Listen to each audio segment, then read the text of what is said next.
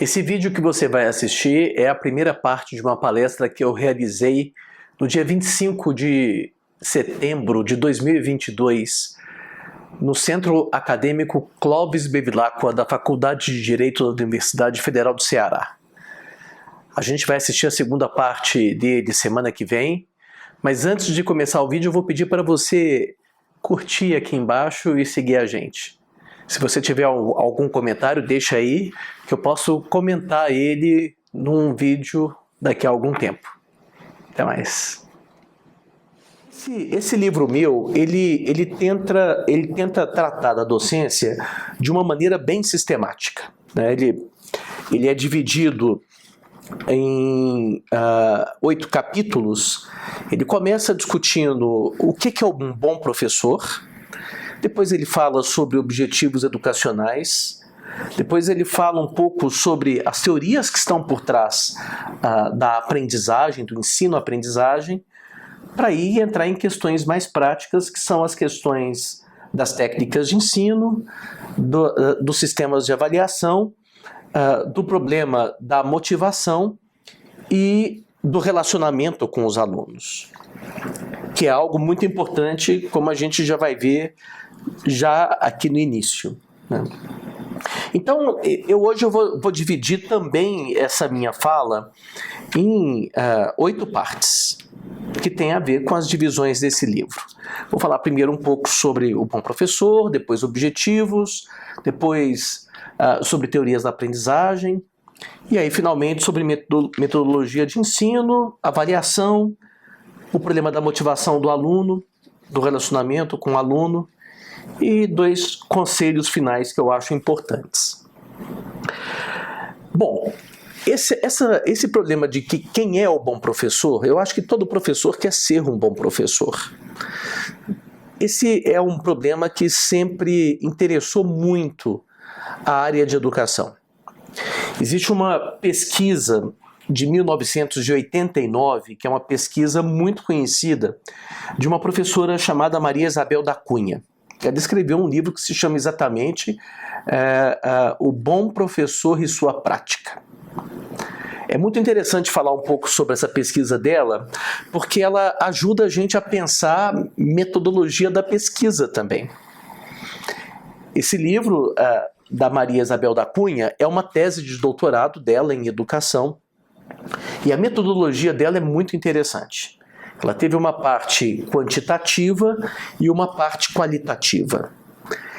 Nessa primeira parte, que é quantitativa, ela tomou algumas escolas e algumas universidades e aplicou um questionário para descobrir quem era considerado pelos alunos bons professores naquela instituição. E uma vez levantado quem eram os bons professores por esse método quantitativo, ela passa para uma pesquisa qualitativa. Ela entrevista esses professores e acompanha a aula desses professores para perceber como que a prática docente deles se estrutura. E aí há muitas coisas interessantes nessa pesquisa.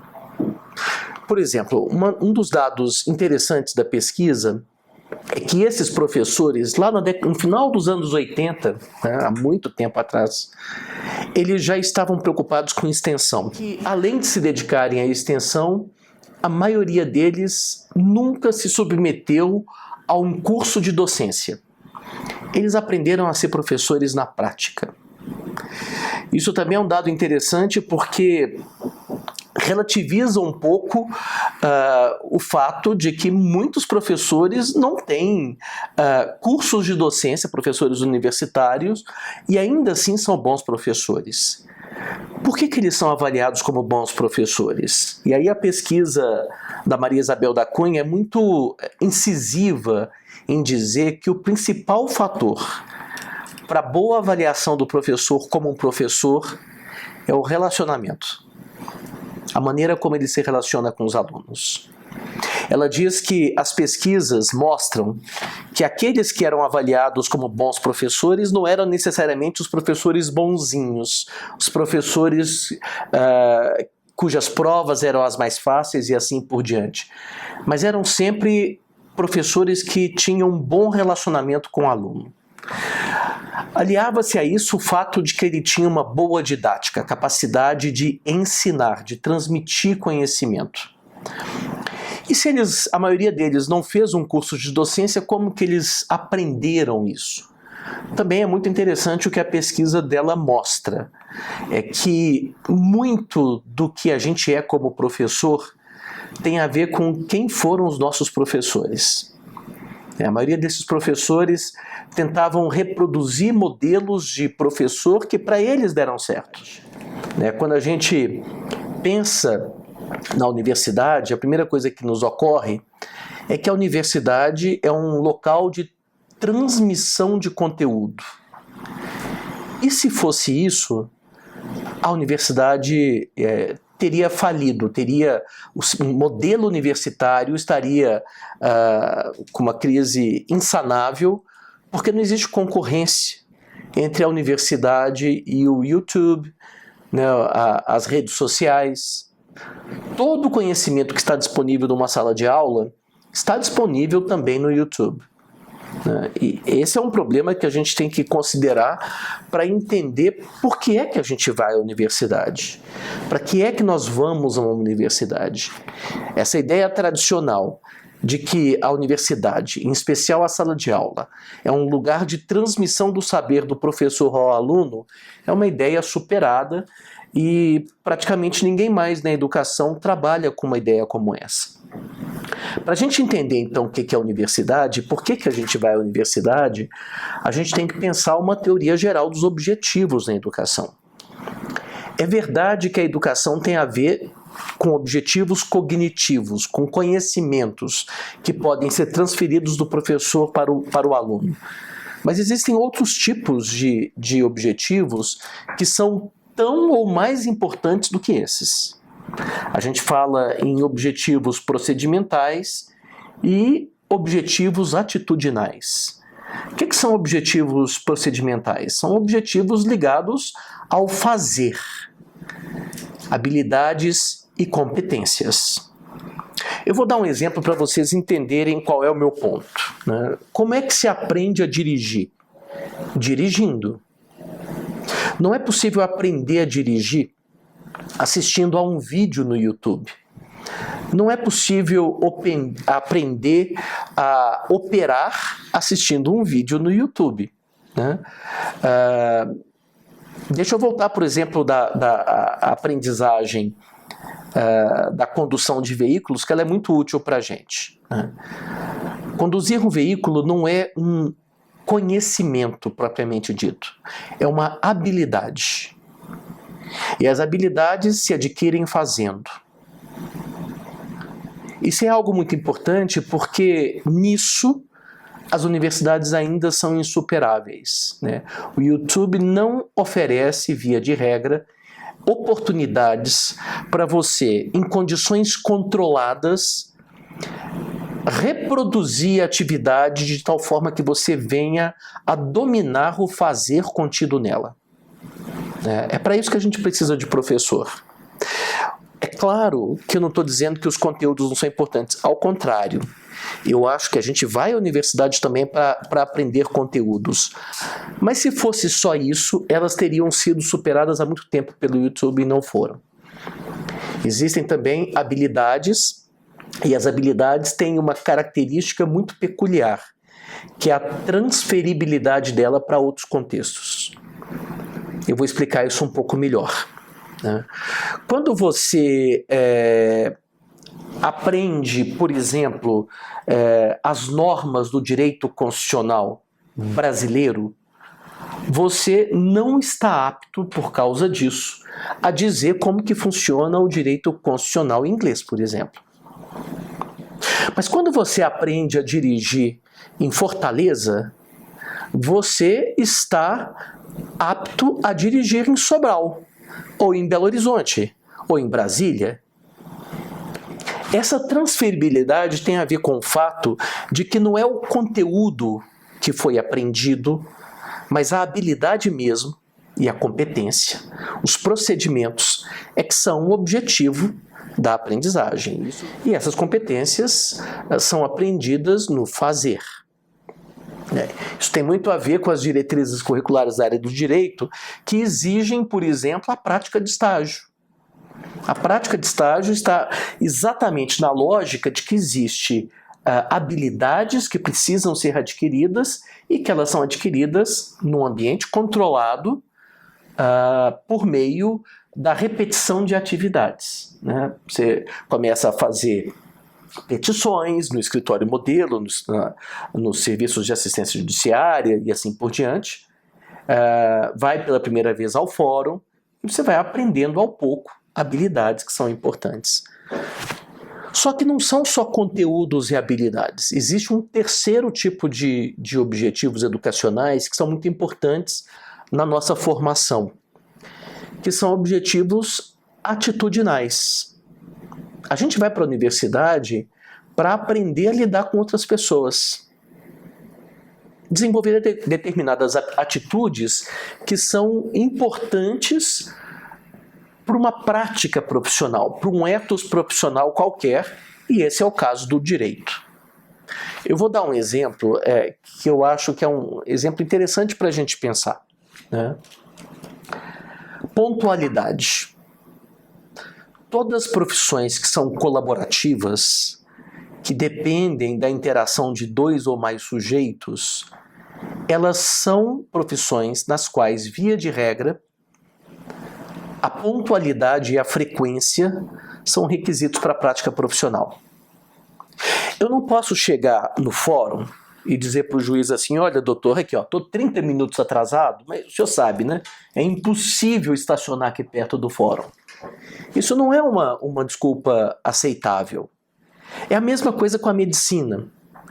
Imagina se o anestesista pudesse chegar quando ele quisesse à cirurgia. A cirurgia não funciona. Esse tipo de compromisso é um compromisso que tem a ver com determinadas atitudes ligadas a uma profissão e, por sua vez, está ligado a um ethos, que é a função da universidade transmitir para nós.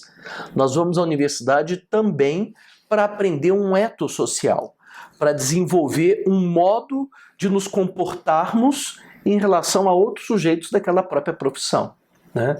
Eu posso dar dois exemplos que são interessantes, um da medicina e um do direito, para mostrar como que as coisas estão mudando com relação ao desenvolvimento de atitudes, né? Acho que uma das coisas interessantes é que as novas diretrizes curriculares do direito dizem que a prática da mediação ela precisa ser desenvolvida no curso superior de direito. A prática da mediação não tem a ver apenas com habilidades ou com conhecimentos. Tem a ver também com atitudes. Existem atitudes que a gente desenvolve, e o curso tem a ver com isso, que nos habilitam de uma forma mais competitiva ou de uma forma mais colaborativa. Então existem opções políticas que se fazem no curso para se formar um tipo de profissional ou outro no direito. Cursos que estão preocupados em formar alunos numa lógica mais competitiva, né? Ligada ao contencioso e assim por diante. E cursos que estão preocupados em formar alunos numa lógica mais colaborativa. E aí a mediação ganha muita importância. Mas não é só no direito que isso acontece na medicina também, né? A medicina, há algo muito interessante nela que remonta à passagem do século XIX para o século XX. Nos Estados Unidos houve um médico chamado Abraham Flexner que inventou um modelo positivista de ensino da medicina. Um ensino baseado estritamente na ciência. E para que o ensino fosse baseado estritamente na ciência, era preciso tirar do ensino tudo aquilo que fosse subjetivo. E o que existe de subjetivo? Perdão, era preciso tirar da medicina tudo aquilo que fosse subjetivo. E o que é subjetivo no ensino da medicina? Na medicina, o paciente. Então o paciente é uma coisa que não interessava para o modelo de Flexner. O que interessa para ele é a doença. Isso começou a mudar no final do século XX, mas sobretudo no século XXI. E eu acho que tem algo que é muito interessante que está ligado a essa mudança de atitude. E como que a universidade tem a ver com a formação de determinadas atitudes que são importantes, que são opções políticas e que são importantes para o modelo de profissão que nós temos em mente. No início do século XXI, né, até o século XXI era muito comum que os alunos de medicina, nas aulas de anatomia, tivessem um tratamento que era permeado pelo humor negro com relação aos cadáveres que eles dissecavam. Isso era uma forma de se proteger a subjetividade daquele aluno. Porque a medicina, ela tem um problema, é que a medicina sempre perde no final. Ela pode não perder nessa doença, mas inevitavelmente um dia, seja com 20, seja com 120 anos, um dia a gente vai morrer, né? A medicina perde no final. Então, essa lógica de humor negro ligada às aulas de dissecação de cadáver, de anatomia, era uma atitude protetiva dos alunos. Só que isso começou a mudar no século XXI, quando as universidades americanas passaram a adotar um modelo diferente de profissional de medicina quando elas formavam o aluno. Os alunos das aulas de anatomia, ao invés de terem a prática permeada por humor negro, foram levados a conhecer a biografia dos cadáveres que eles dissecavam, conversar com os parentes dessa pessoa, às vezes até realizar cerimônias em honra daquele morto. Qual era a lógica por trás disso? Era a lógica da compaixão, né? Exatamente porque o médico perde no final, era preciso desenvolver uma compaixão recíproca, mas que partia sobretudo da compaixão do professor pelo paciente, né? As atitudes começaram a ser impactadas por isso. Acho que isso é uma coisa importante para a gente pensar, né? Eu acho que não existe lugar mais importante na universidade do que o movimento estudantil. É o lugar onde a gente aprende a negociar, a gente aprende quais são os princípios, os valores dos quais nós não podemos abrir mão, né? A gente aprende a lidar com o outro, né? A gente aprende que existem motivações diferentes na vida das pessoas, né? O movimento estudantil ele é muito importante para desenvolver determinadas atitudes, né? E isso tem a ver com o fato de que os objetivos da educação são multifatoriais. Conhecimento é importante, mas não é único. Ele é secundado por objetivos que são procedimentais, ligados a habilidades, a competências, e também objetivos que são atitudinais, né? Essa é uma maneira de se tratar dos objetivos educacionais, mas existe uma outra que é muito importante também para a gente entender a crítica da crítica ao modelo tradicional. Existe um modelo tradicional de educação que a gente chama de herbartiano, né, que tem a ver com Herbart, do final do século XIX, que foi criticado pela chamada Escola Nova, né, na década de 20, 30, 40, 50, e que tem uma crítica a ser feita a ela. E aí existe algo que me ajuda a entender, então, essa crítica da crítica.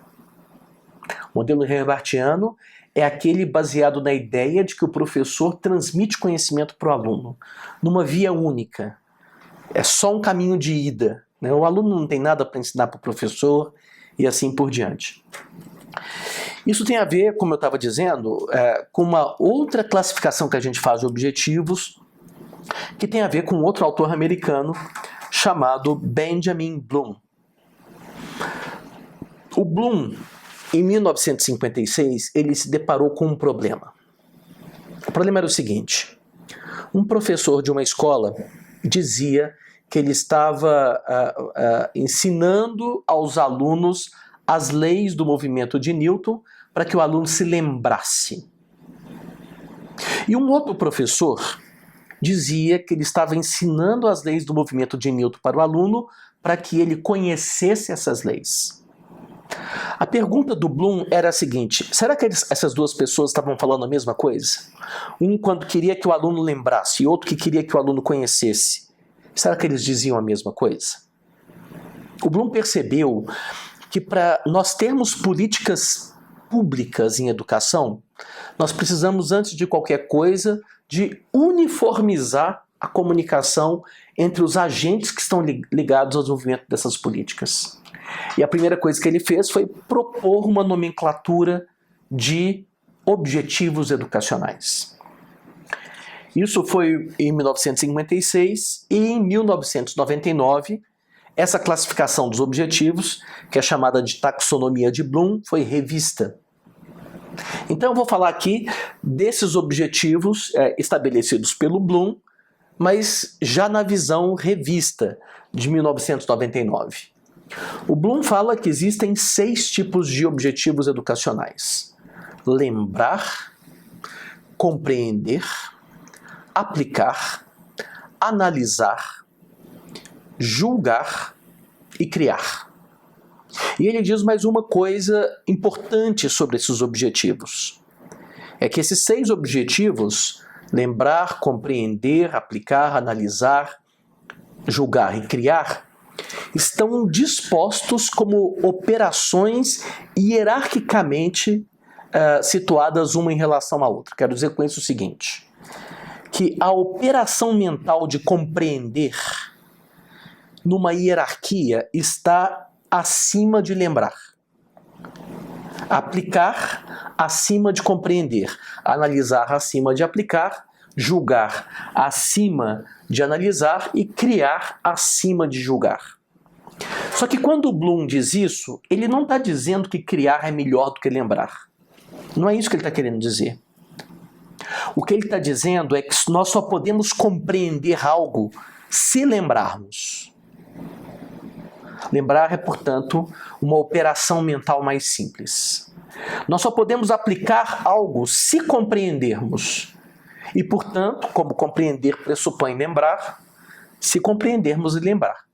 Nós só podemos analisar algo se aplicarmos e, portanto, se compreendermos e se lembrarmos. Só podemos julgar se analisarmos e só podemos criar se julgarmos. Por que isso é importante? Porque um dos problemas de umas pedagogias não muito consistentes dizem que lembrar não é importante.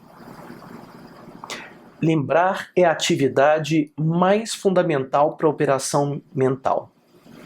Sem lembrar, não é possível operar. Nós não podemos, sem a memória de curto prazo, somar 2 mais 2. Porque nós não retemos os fatores na nossa mente, é impossível realizar a adição. Por que isso é importante? Eu vou dar um exemplo. Será que lembrar é uma coisa importante nas aulas de anatomia? Eu pergunto para você o seguinte: se você for passar por uma cirurgia, você prefere um médico que tenha uma visão geral do funcionamento do corpo humano ou um que lembre dos detalhes anatômicos do seu corpo?